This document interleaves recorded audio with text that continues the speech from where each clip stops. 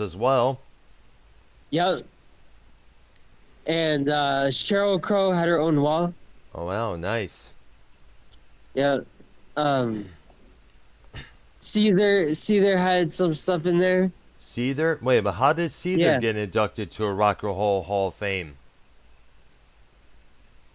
I don't know. Wait, It but are was you like sure? Wait, but well, are you sure it was Seether? Because no point. They're not even old enough to be in the Rock and Roll Hall of Fame, and they have to uh be, they have to be nominated by a bunch of either musicians, executives, blah blah blah, and usually takes a lot of good amount of years to even get nominated. And Seether oh is from snap. the early 2000s. Keep about that. I'm gonna send the picture. All right, they're putting this Skype chat because this sounds Okay. awkward. Yeah. Yeah. Let's see. Sky. All right. Are we're on JYR and Dr. Earl? Yeah. Yep. That's right. It's us. Oh yeah, I said it. Okay, it should be popping up pretty soon here because, all right. Okay. It's a guitar and a shirt. It's got a special edition wing, basically. They're not in the Hall of Fame, but they got like some of the memorabilia from, like, it's a temporary wing thing in the actual museum that Seether and I guess other groups get. They're not in the Hall of Fame, but it's just a special temporary wing, basically, guys. I see there. Right. That makes sense. All right, I'm looking at it now. Let me see what we got here. Blah, blah, blah. Should be in this chat right now if I'm correct here. How much was that T-shirt you got? The Hall of Fame T-shirt. I think $33. Hmm. Oh, that's not bad. Ain't too bad. I was going to Yeah. say, yeah, I'm usually wearing be about 50 something there. Now I have to say, like he took a picture of the Eddie Van Halen exhibit, Nice. but guys, maybe the amps were, because they're EVH amps, like tube amps. Maybe they were really his, but those three guitars they had, the yellow and the yellow stripe, the white stripe, and then The the red. Bumblebee. Yeah, basically all three of them, right? Yep. Yeah. But I don't think they're the original ones. Because for sure, the yellow Bumblebee is buried with Dimebag. Right. And, there's stories on that, and everyone knows about that Eddie brought that original Bumblebee guitar to the funeral and buried it with Dimebag, which I did see that. That gravesite, by the way, guys, about a month ago. Mm-hmm. It's on the channel, the video. But I don't think I think those were just replicas, or maybe they were. Probably Eddie had 10,000 million guitars himself, replicas and replicas on top of, or backups to backup. You know what I'm saying? Yes. Yeah. So, I'm not definitely the Bumblebee is a giveaway, and plus the black and white one, he turned into the red. He turned it into the red one. Started cutting the holes and shit. That original black and white, yeah. So Yes, that was on the first album. The first album that was on the cover of. That red, you know what? The red one might be real, because I hear stories, and I heard Wolfgang talk about that it's at the Rock and Roll Hall of Fame, the actual original Red Frankenstein. So I believe that's. But go ahead, guys. Who else? Go ahead. I forgot. Yeah, go ahead. Yeah. All right. So, Keith, are you ready for tonight's discussion? Yes. Okay, we're going to be discussing musical artists that will later have their own TV shows, and there's a few out there worth mentioning. And we'll also be discussing musical artists that have appeared on TV shows, either performing their music or in a guest spot as a role of somebody here. We're going to be taking a look at both those discussions tonight.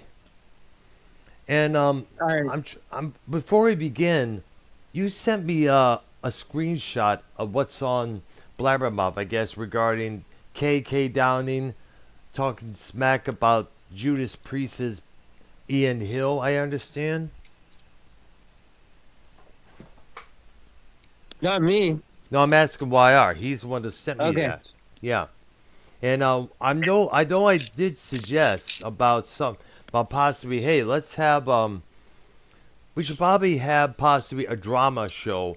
We're talking about those two sides because those two have been going back and forth and back and forth, relentlessly for God knows how long. And this all started after Glenn Tipton's announcement that he won't be able to tour with the Priest because of his Parkinson's disease. Okay, so I got blabbermouth.net right now. I'm gonna be looking for it now. Let me see if I can find it. Okay. It says here, by the way, Doral Pesch, the female German metal singer, legendary German metal singer, and Judas Priest's Rob Halford have recorded their version of Total Eclipse of the Heart, the old Bonnie Tyler tune from the 80s. I'm looking for right now.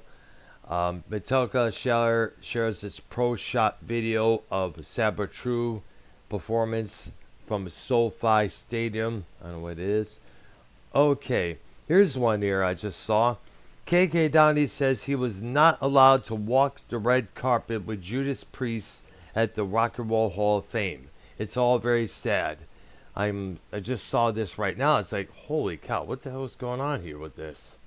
I should be clicking on it right now, and no, I do not want no more damn ads on it. Okay, here we go.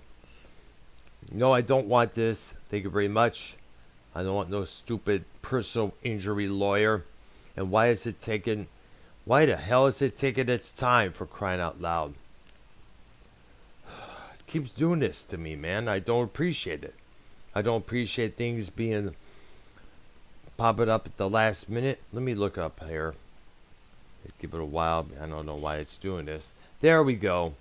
In a brand new interview with somebody there whose name I cannot pronounce, KK Downey, the founding guitarist of Judas Priest, was asked what it was like to reunite with his former band for a performance at last year's Rock and Roll Hall of Fame induction ceremony. He responded, quote, I was debating whenever to go there and do it, or not because of all the circumstances. Plus, it's a long way to go. Referencing the former drummer Les Binks, who also performed at the event, Downey continued saying, Priest's manager told us that we were guests of the band, me and Les.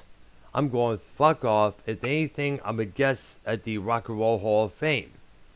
But I'm there to accept my own award in my own right. I am not a guest of anybody. And they were going to dictate the songs, what they were going to be played. So I said, oh fuck, should I bother doing this? You know what I mean? Can I really be bothered? And then people were saying, you gotta go, man. It's never gonna happen again. Obviously in a lifetime. And you even mentioned that yourself, YR.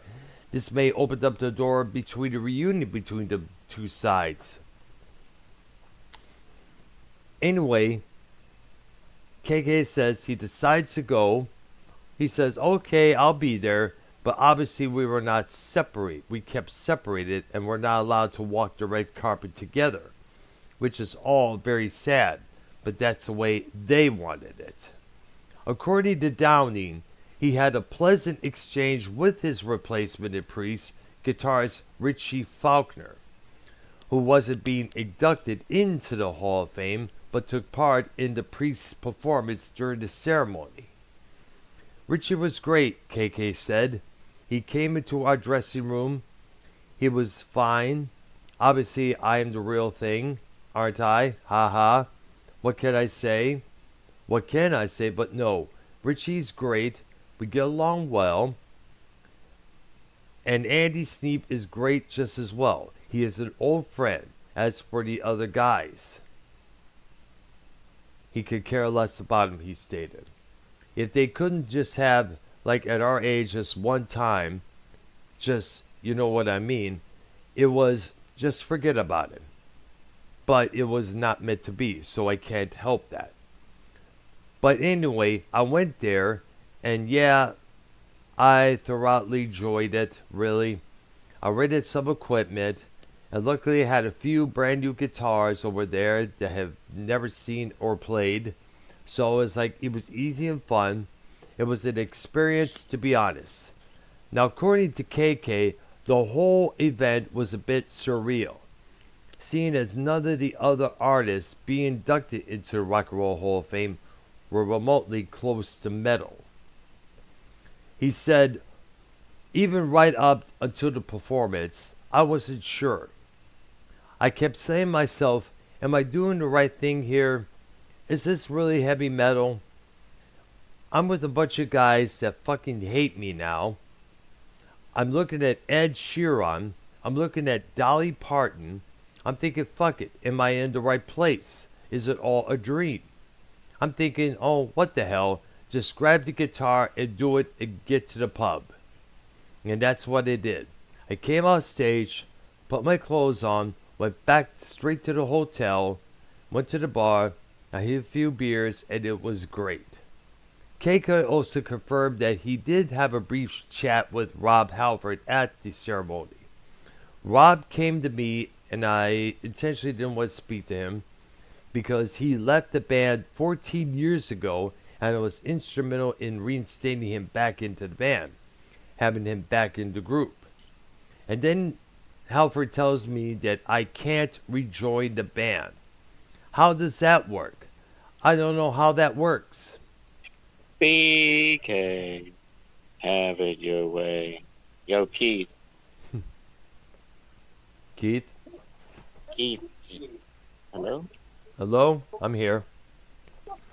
Anyways, according to KK, it was Glenn Tipton's and their longtime manager, Jane Andrews, who make all the decisions for the band. And I hate to say it, but Rob is just... I really think that the only reason I spoke to Rob at that ceremony is because he's being controlled. That's the only reason. I don't believe that Rob voted to have me back in Priest. I think he was forced to. I think Rob would have had voted me in, but it was their choice. And now Richie's off doing his own thing with his side project, Elegant Weapons and everything. So it's not looking great for him. Really, is it? That's what you need. And if he was asked if he heard the debut weapon from Elegant Weapons, which came out in May, he said, yes, I heard it, and it is good, but it's not my style of metal, not my thing. But he said he wanted to do something different with his side project, to be different to Judas Priest. He didn't want to be like them. Well, I guess I just do whatever I like. That's my type of metal. You know, I like Judas Priest, UFO, Saxon, Scorpions. I'm the old school boy. I love all that shit. Now, as you all know, the members of Priest who got inducted included Downing, Halford, Ian Hill, guitarist Glenn Tipton, and current drummer Scott Travis, along with ex-members Les Binks and their late drummer Dave Holland.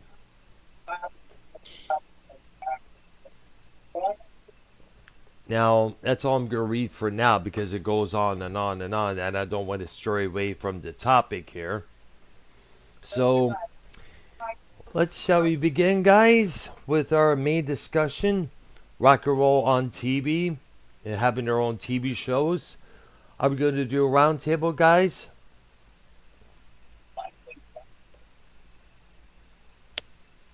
Ark? Yeah, I'm just waiting.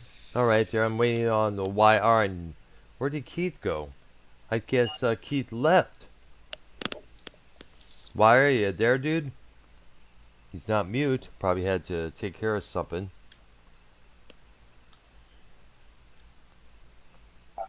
I don't know what the heck's going on here. Well, and shout out to Extreme Shaps. It says he sent me a picture. Let me go find it here on my Skype here. I guess he sent me something. And no, I'm sick and tired. This is one thing I'm getting sick and tired of. I'm trying to cook on something else. And something else gets in the way, and I'm sick and tired of it, for crying out loud. Okay, here we go. Let me see what we got here in terms of pull photos. All right. I guess the Stream Shaft's sending me something through Skype, I guess. I'm going to go and check it out. Give me a couple minutes. In the meantime, how's everything going with you, Ark? Everything goes okay? Yeah. That's good, yeah. Alright, so yesterday I've been getting so much, calls from RP, SC, and everybody else. YR. I guess RP was live earlier on his. I guess RP, I meant to say, was live on his program earlier today. But yesterday and the day before, I was getting a whole bunch of calls to join in on the show. But the thing is, I can't join in if I'm at my job. And Right. the night before, I had to work. Well, no, a few, just what? no, just go and just clock out, quit your job, and just do YouTube No, full time. what? You bonehead. Who's gonna make my money? I got to get this money. Money's always good to get, no matter what. Money, money, money, money. Correct, absolutely. Money. Money don't. I mean, I'm sorry, but you got to have money to pay the bills, to put food in the refrigerator, to put stuff on your table, to afford dental work and everything else. A good automobile. I'm still doing Money. that. So It's a hit. absolute. Don't give me none that too goody good bullshit. Exactly. But you know what? When you have money, you have life. That's all I got to say. Alright? Alright there. Stream Shaft, if you're out there, you're going to have to possibly, if you wanted to, we could add you to the call there, and you could send that with that picture of me. Go on, take the money and run. Absolutely. Alright. In fact, let me see if I can add Shaft to the mix here. Give me a couple while here, guys. In the meantime, I'll let you have the first pick in art of artists that will later have their own TV shows. Go ahead, dude. Well, I'll start with a kind of an odd one, I guess, but he had a pretty good show that lasted a while. Tom Jones. Oh, yes. I remember seeing that years ago. I guess that was in the 1960s, if I'm correct. I think it was 70s. Yeah, I'm not too sure, but I remember seeing it. I guess it may have been I think it may have been the Canadian TV station CBC when I used to see that. I guess it was called This Is Tom Jones, correct? I think that's correct. All right there, nice. But it did air in the States because I saw it. Yes, exactly.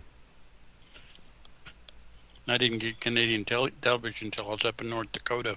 Oh yeah, let's see. Well, we used to have Canadian TV a lot of times.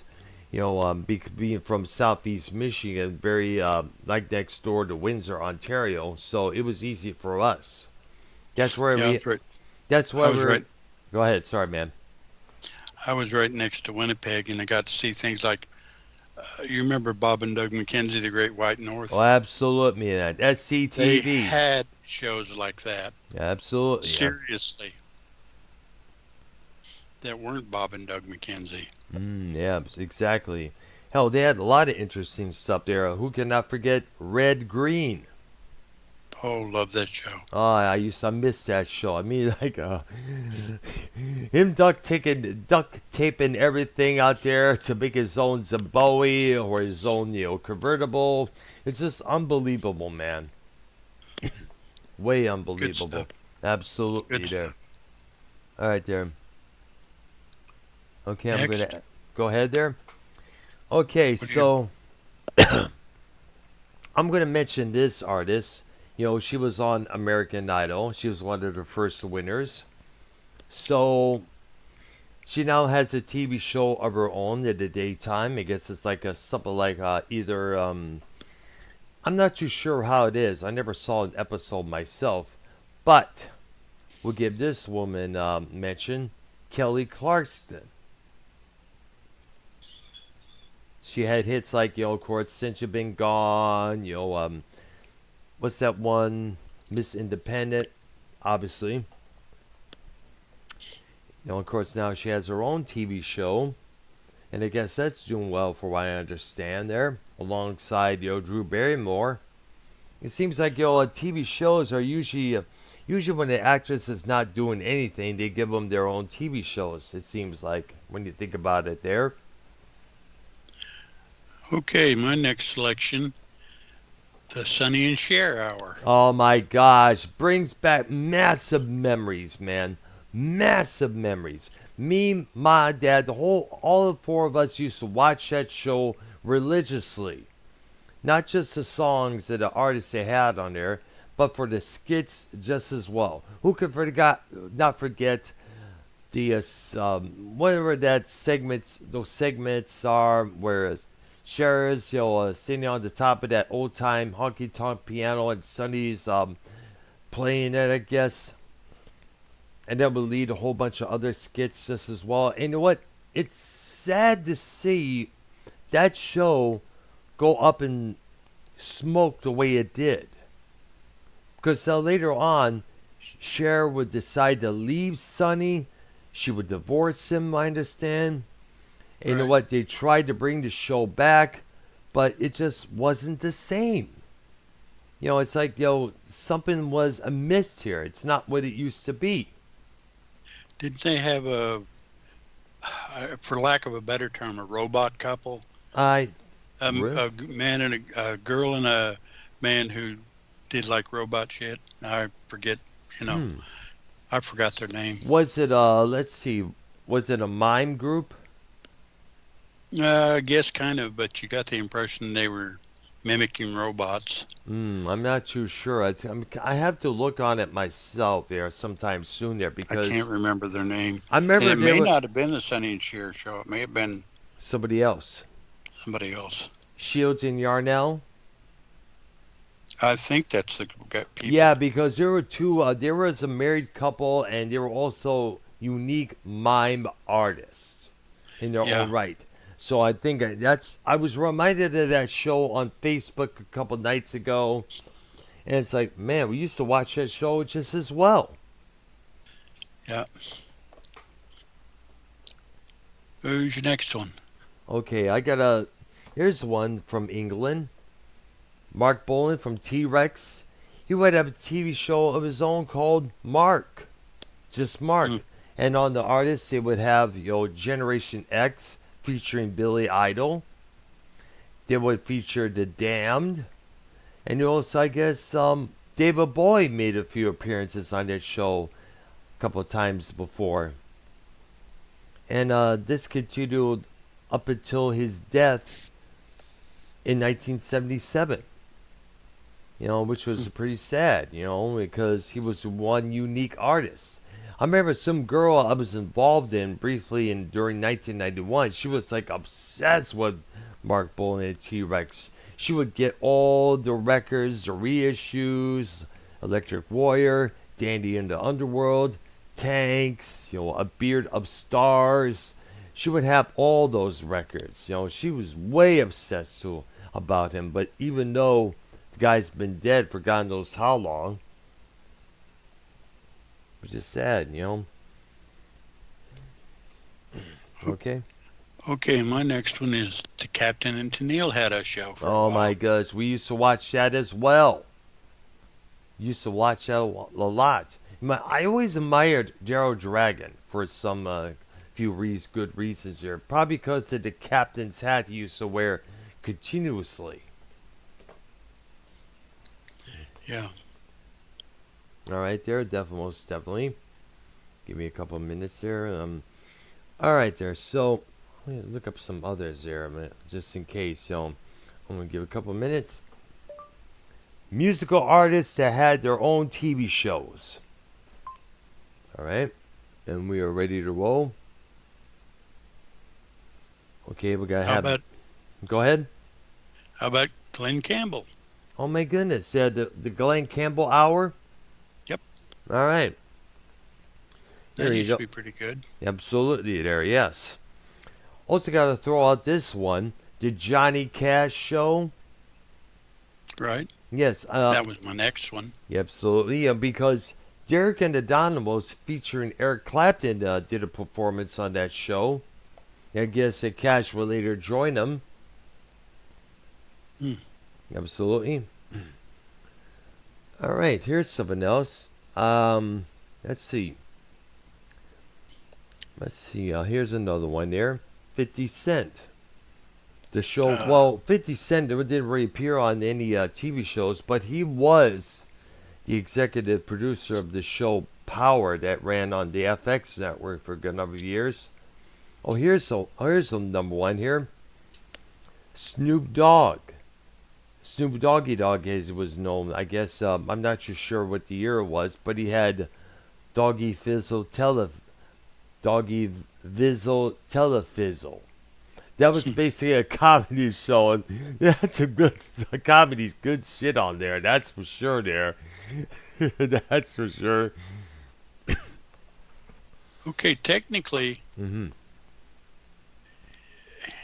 they were recording artists. Yep. But how about the Smothers Brothers? Oh yeah, absolutely.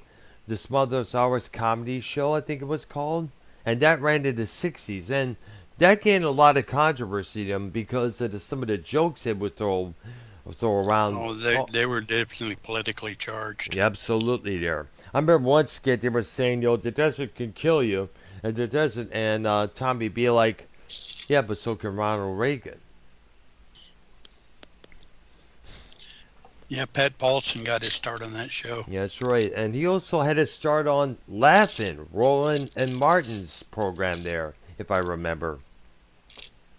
I don't remember if he was on that one or not. I've seen it a few times. I remember watching the originals, believe it or not, on the, I guess it was the VH1 channel when they had the original programs on there. And Right. in fact, if going back to the Smothers Brothers, it was a humor like that would later end to the cancellation of the show, Hmm. because that was some risky stuff that they were taking right around that time. Yeah. Absolutely. And of course, the Smothers Brothers had one of the famous things where Keith Moon blew up his drum set during a Who song. Oh yeah, and that would also mess up Townsend's hearing, believe it or not. That would be the start of Yep. that. Mm-hmm. All right, here's another one. The Jonas Brothers had their own. I guess it was on Hannah Montana, which, by the way, is another one we got to mention, featuring another musical artist, Miley Cyrus, the daughter of Billy Ray Cyrus, the guy who came out with that "Achy Breaky Heart" song ages before. You know what? It fits to say that Hannah Montana kind of like gave Miley a big boost in the world there. Yeah. And then you got to mention the Osbournes. Oh yeah, Ozzy Osbourne. Believe it or not, me and some girl I was involved in around that period of time, we had the discussion about all how that program was now appealing to the mainstream audience. They would watch the Osbournes, but yet they also listened to NSYNC and Christina Aguilera, that kind of crowd at that time. Yeah, but I was questioning, are those people watching that program who listen to those acts, are they aware of what band Ozzy was in for the first 10 years of his career?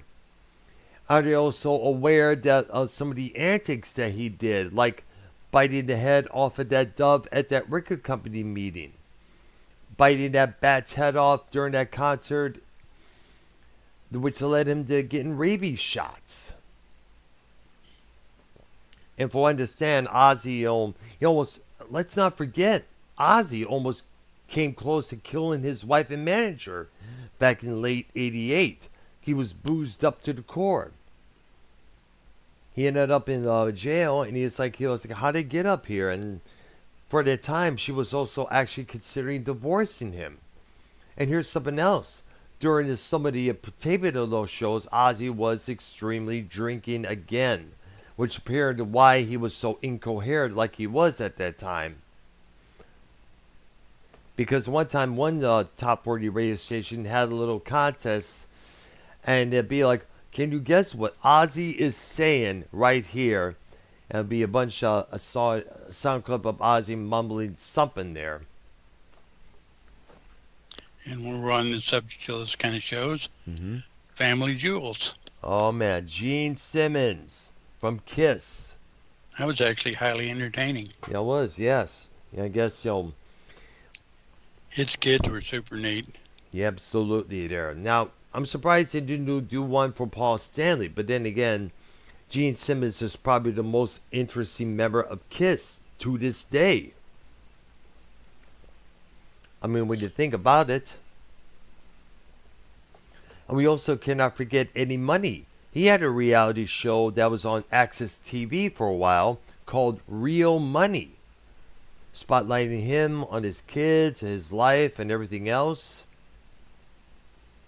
I guess this kind of reminds me of a program that briefly ran on HBO called The Comeback that started Lisa Wilcox from the show Friends. She was portrayed an actress who tried to make a comeback onto the mainstream circuit, and she figured the best way to do it at that time was have a reality show based on themselves, their lives. Because when you think about it, many people who have not that big on the charts no more end up on reality shows because reality shows were the big thing back then. Hence the Osbournes. Did you Go ahead. Did you ever see the one where NXS was trying to replace their lead singer? Yes, after he died. Yes, the show Rockstar in Excess. Yes, I did watch a few good clips of that. Believe it or not, it's like, wow, interesting, very interesting. Yeah. They eventually did find a new singer whose name escapes me. Yeah. They'd released one album called Switch, and I guess the song, what's it called? Pretty Vegas was the name of the song. That was on. So. Yes, that was on the VH1 channel a couple times. It was briefly played on radio, but the album didn't really do that well because obviously, some of that vibes were gone when Michael Hutchence died. Yeah. But that was an entertaining show. I saw it a few times. Yeah, exactly there. Did he have, I think they had other rock stars, advertise, finding a new singer for a different band, I guess. Didn't the band Drowning Pool try that at one point? I don't know about that one. I don't know either myself there. I do know that their singer, David Stage Williams, passed away unexpectedly after they had that Bodies Hit the Floor hit. Right.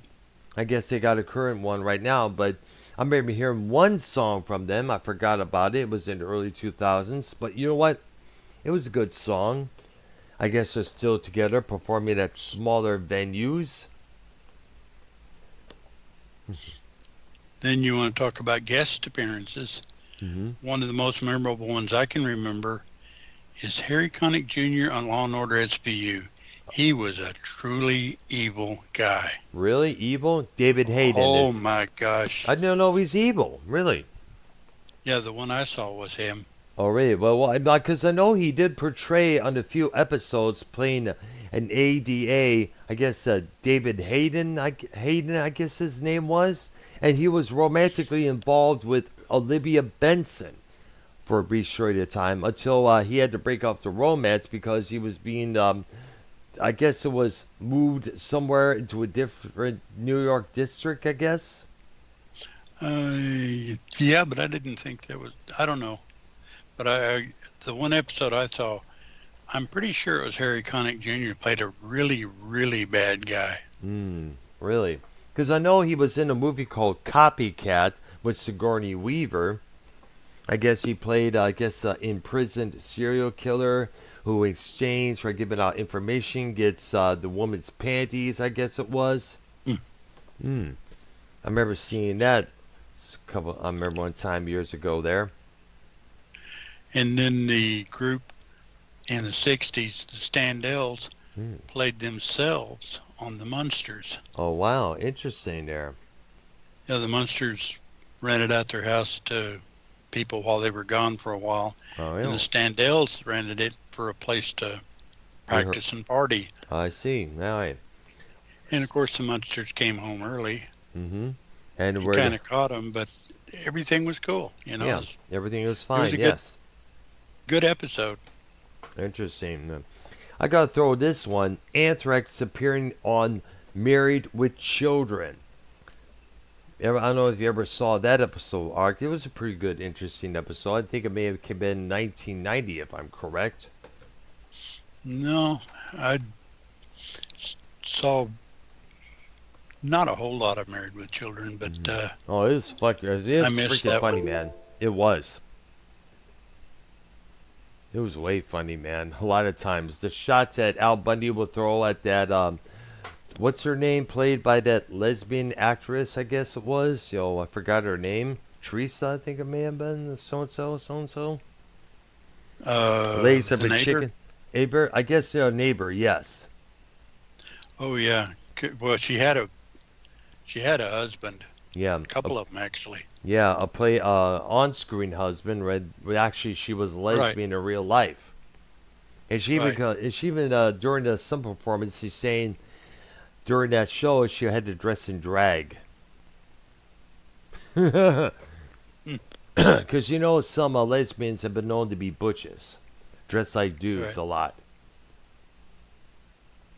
Okay, I got to mention this one here.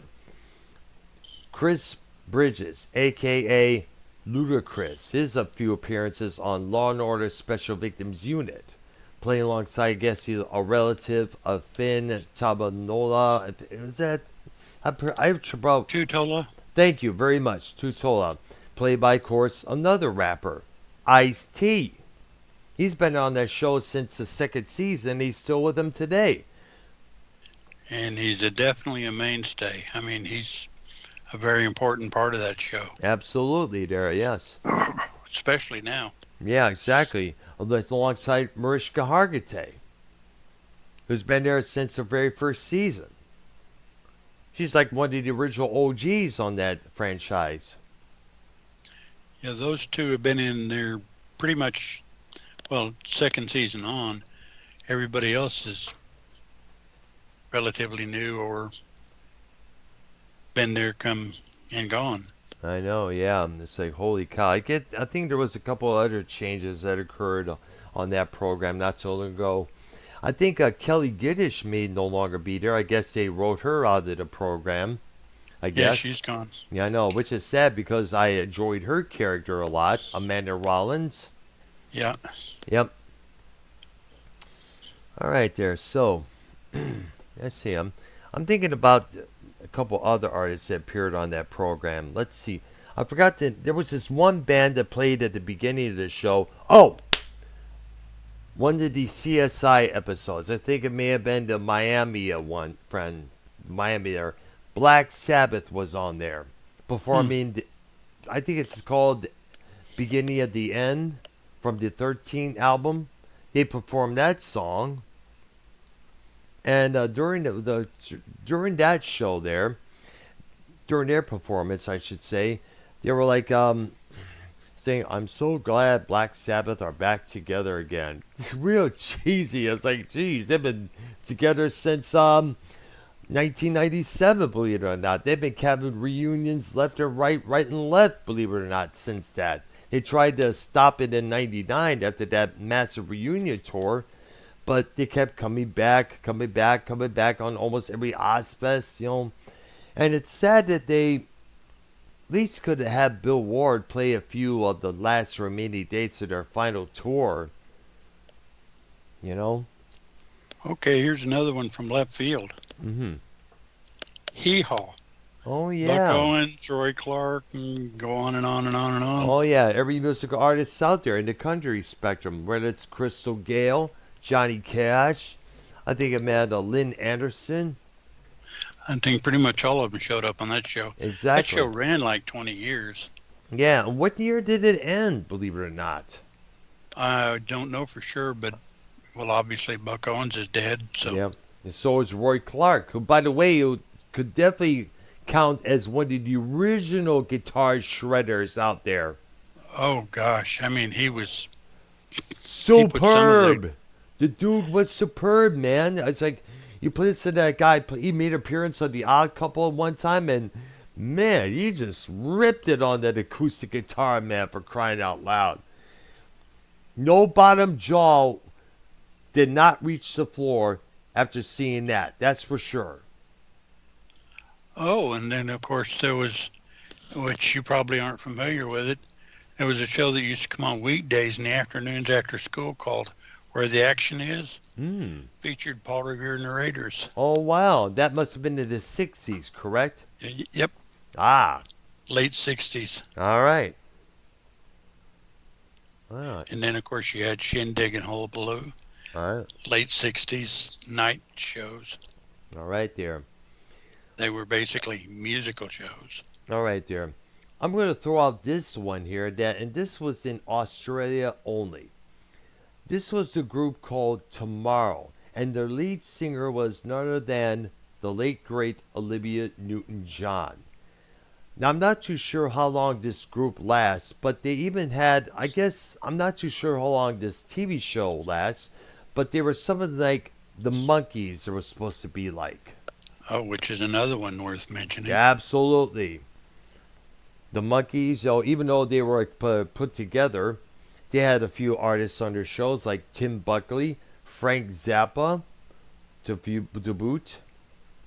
Well, the Monkees turned out to be a pretty good group. Yeah, exactly. And once they got creative control of their own music making there, because in the past Don Kirshner would have them, a couple other session musicians with a couple members. They had to record this at a certain amount of time, that at a certain amount of time.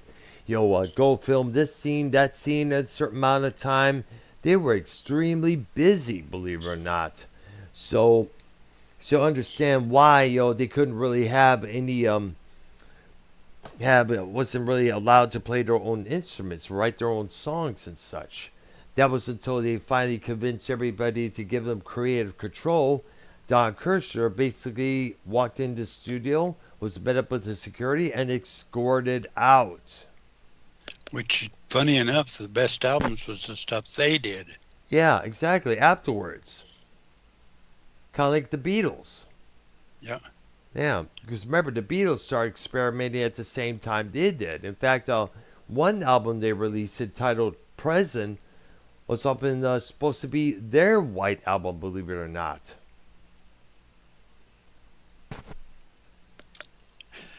Oh, and back to Paul Revere and the Raiders, they were on a sitcom. I forgot the name of it. I think it's The In-Laws or something like that. Oh. They made an appearance on that show. Oh, wow. Interesting there. I'm trying to remember. There was this one movie, a little sidebar for you guys.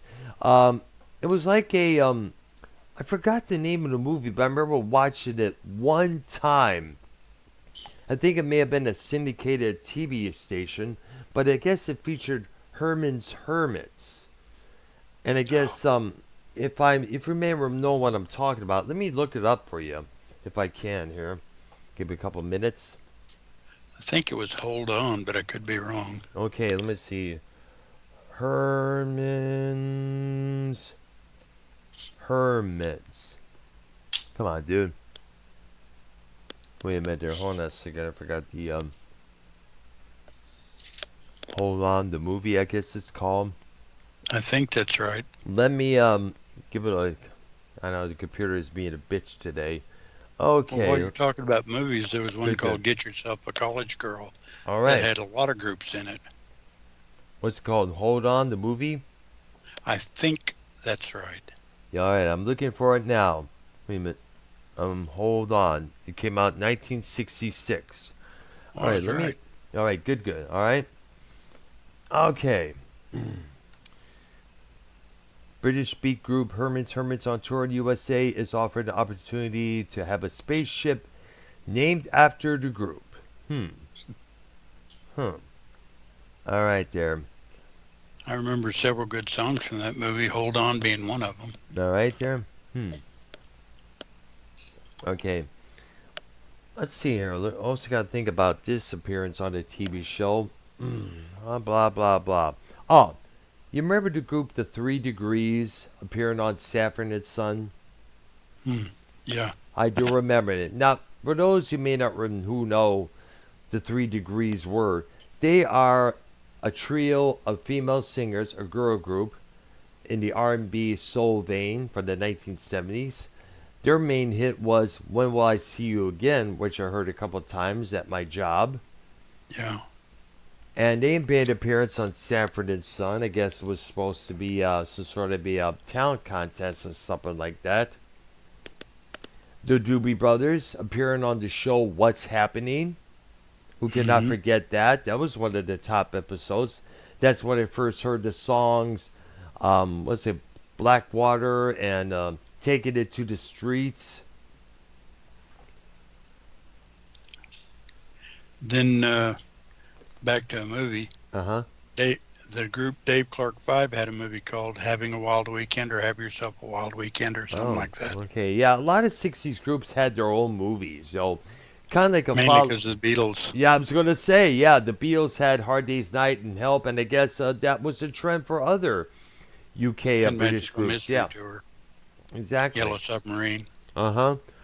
There was this movie, I think it may have been, that starred David Essex. It also had Dave Edmonds and Keith Moon. I guess it was called Stardust, if I'm correct.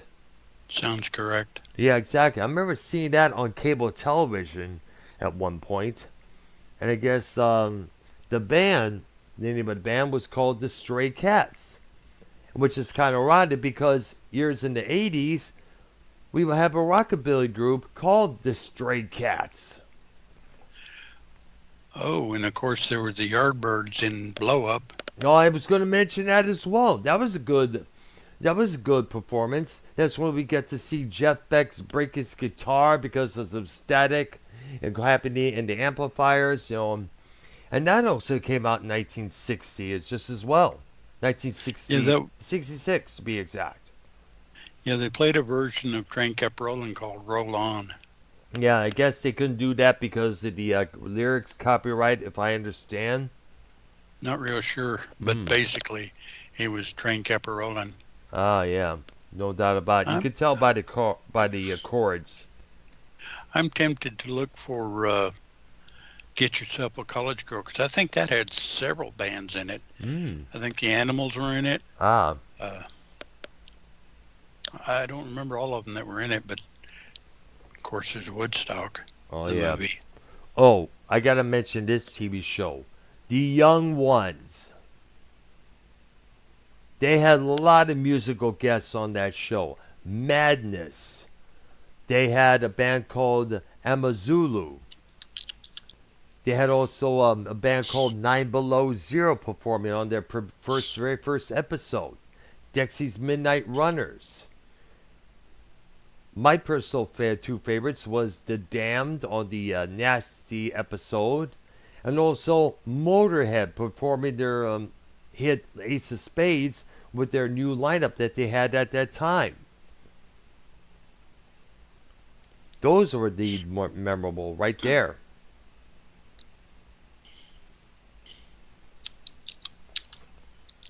I'm looking up Get Yourself. All right, go ahead. I'm looking up Get Yourself a College Girl. All right, there. Go ahead there. All right, so we give a shout out to Carlos Cabral from the 313. What's up, Doc? He says, "Hey, Carlos, what a join. Put in the chat if you want to be on the call with us on this discussion here. All right, or better yet, I'll add you in if you want me to, man. It's been a while since I spoke to the guy, see how he's doing. Last time I spoke to the cat was back when he was live streaming on his channel, and I called in, to see how he's doing and all that. And I guess YR left the program, I guess. I don't know what's going on. Him and Keith. I don't know why, man. Okay. Oh, Lord. Yes.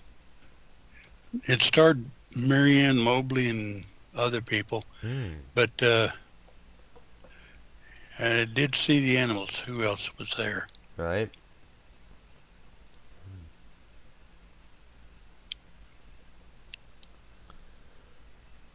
The Standells were in that movie.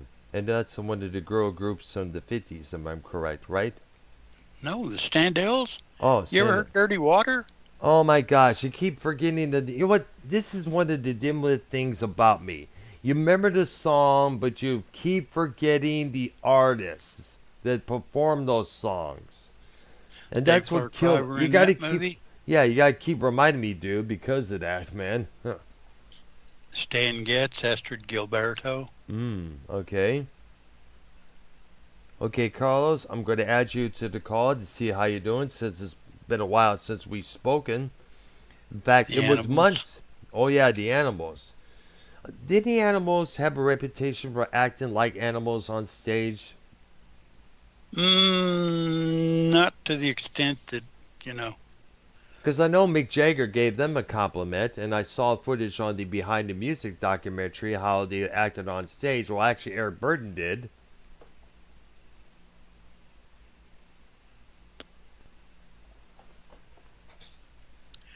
Yeah, that the Standells are going to be one of those groups that if we ever get into the one-hit wonder thing, Oh, yeah.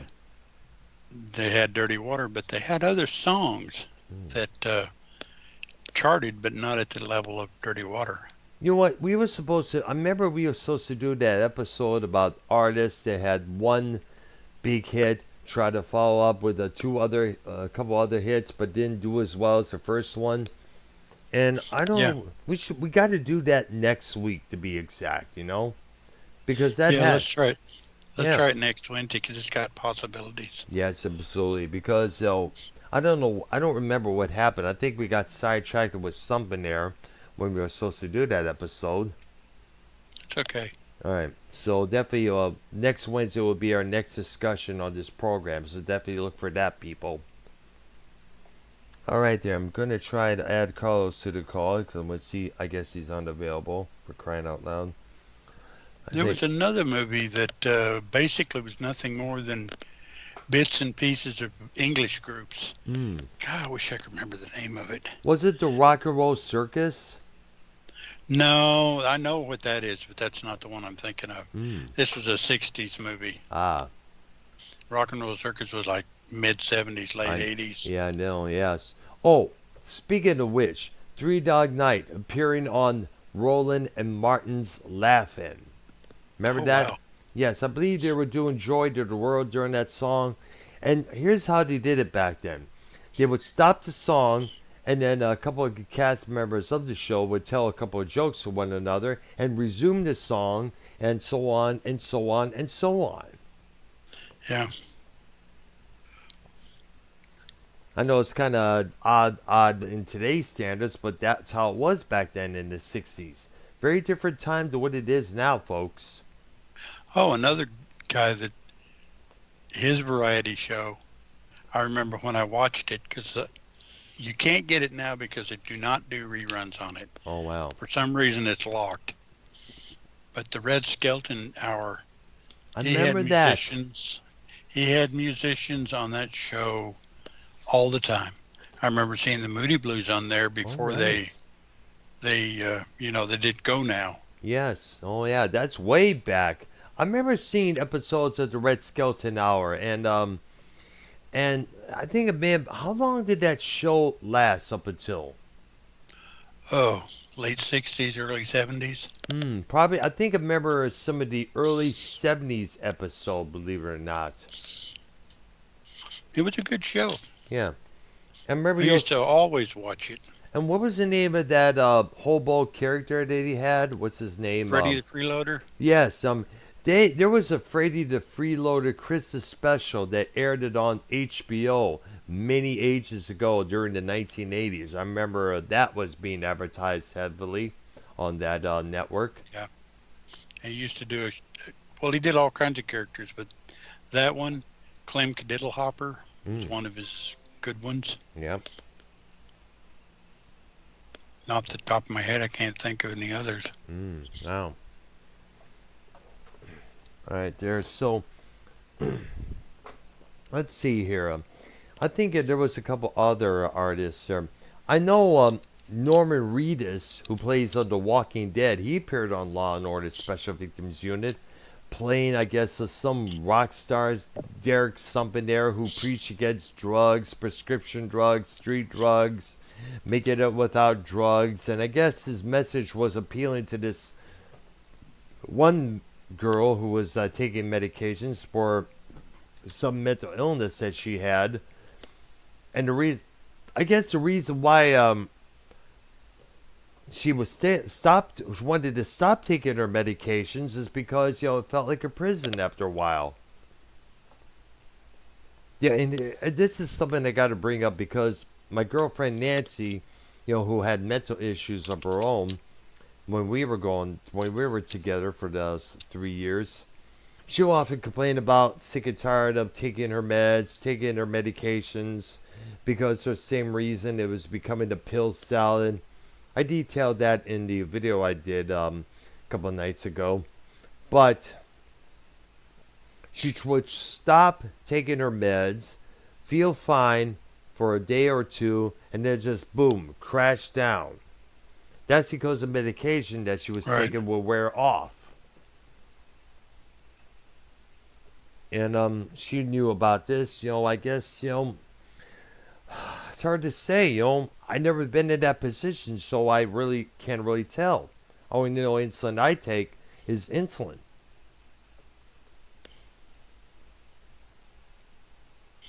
I used to, but I've been off insulin for 5-6 years. Wow. Do you think maybe I should talk to the doctor going back on it, possibly? Maybe help it out, or is there something? Just a suggestion. I don't need it to. Oh, okay. I mean, All right. hey, you were right about Harry Connick Jr. He was on Law and Order as the executive ADA. What's that other guy? The other guy, the one that played the serial rapist. No. Because if you think about William Lewis, that was this guy would capture girls at Hunnam. And he was a musician, right? Could have been. Heck, I don't know. I know. I can't remember the guy's name or even the names of the episode. Oh, wow. But he would kidnap girls and basically hunt them. He'd let them go and they'd have to try to get away, and he'd try to hunt them with his dog or whatever. See there. That's one of those kind of... I think Ice-T started a movie of that sorts where he was the one being hunted. And guess one of the guys that was hunting him down was played by Gary Busey. I forgot the name of it, but it came out in the 90s. Harry Connick Jr. was on Will and Grace for 25 episodes. Wow, interesting. Yeah, he's been around. He was a semi-regular. And he also had a TV show of his own, come to think of it. Thank you for reminding me of that. I remember about that. And that ran in the daytime just as well. Most of the TV artists who get their own TV shows usually run in the daytime, whether it's on CBS or syndication.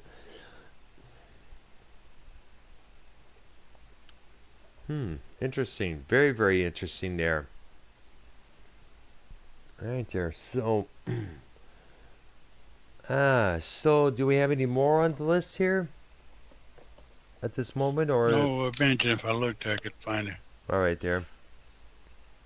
Because I think it is getting close to the time, if I'm correct. I see we've been on the air for about close to an hour, believe it or not.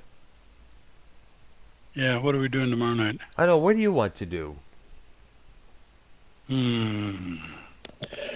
Well, we've talked about doing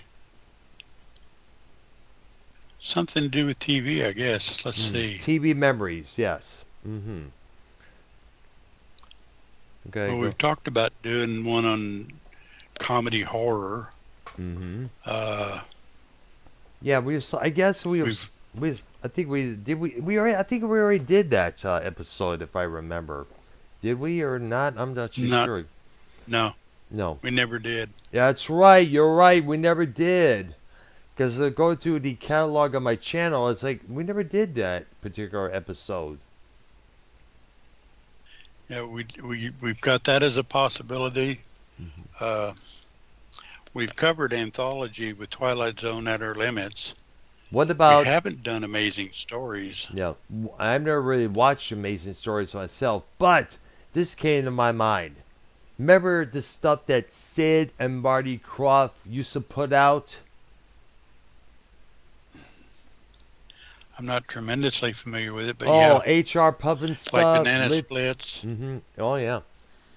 You know what? Let's take a look at all the live and all the TV shows from Saturday morning, from cartoons to live shows, including the banana splits, the World of Sid and Marty Krofft, all their stuff there, because they came up with a lot of interesting stuff there. HR Puffin stuff, Lidsville. Yeah, let's just Saturday morning. Damn right. Good. I'm in. I'm so in because I remember a lot of stuff on Saturday mornings, believe it or not. A lot of stuff I remember. Well, I'm gonna come up with a lot of them you haven't seen or Yeah, you've lay seen them on me, reruns man. Definitely lay later. them on. Definitely, for sure, man. All right, there. So I guess this concludes our episode. So tomorrow night, TV Memories hits the airwaves here on my channel here. And we're going to be looking at Saturday mornings. Saturday morning cartoon shows or live programs, whether it's the Banana Splits or the Let's just call it Saturday morning. Saturday morning shows. Okay, let's do that.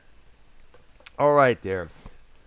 Tomorrow night, TV Memories, Saturday morning shows. Definitely be there, people. And for Ark and myself, and plus YR and Keith, who left the show earlier, as we know. Everybody has themselves a good Wednesday evening. And don't forget to subscribe to my channel. Hit that like button, the notification bell.